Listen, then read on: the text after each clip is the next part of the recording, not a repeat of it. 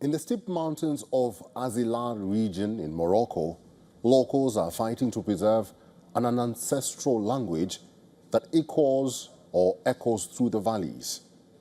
The whistling, much more than a simple signal, is a true language passed down from generation to generation by the shepherds of the Amraoui family, faced with rugged terrain where the voice does not carry. This unique mode of communication enables the herding of livestock and the preservation of social ties. Here's a report.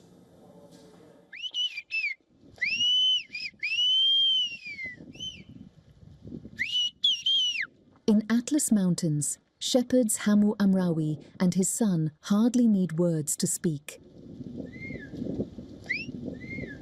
Across peaks, they whistle at each other in a centuries-old language, now jeopardized by rural flight. The Asin's language replaces spoken words with sharp whistles that can carry for nearly 3 kilometers in the mountains. We saw our parents use whistling as a language, and they passed it on to us. If we didn't understand what they were saying by whistling, they would explain it to us by translating the message into words. For example, they would say, "Go fetch me that thing," and then they would repeat the same thing by whistling.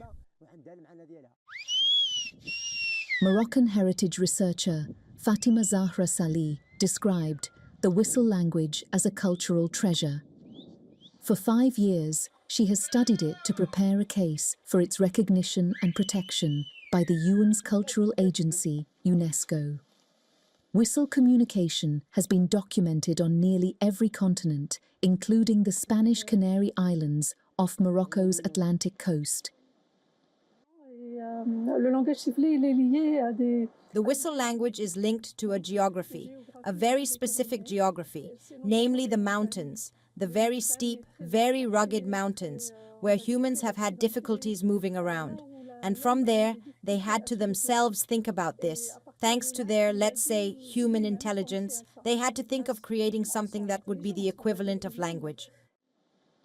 Getting to Imzeri requires a climb along a dirt track winding through oak trees. The village counts roughly 50 houses, none with running water or electricity. Many families have moved away, threatening the survival of the whistle language. It isn't just the villagers' migration to urban areas that has put the language at risk of vanishing. We learnt the whistling language from our ancestors over the generations. We now wish to develop this practice, and that is why we have founded an association to preserve the culture of our region and make it known to the wider public.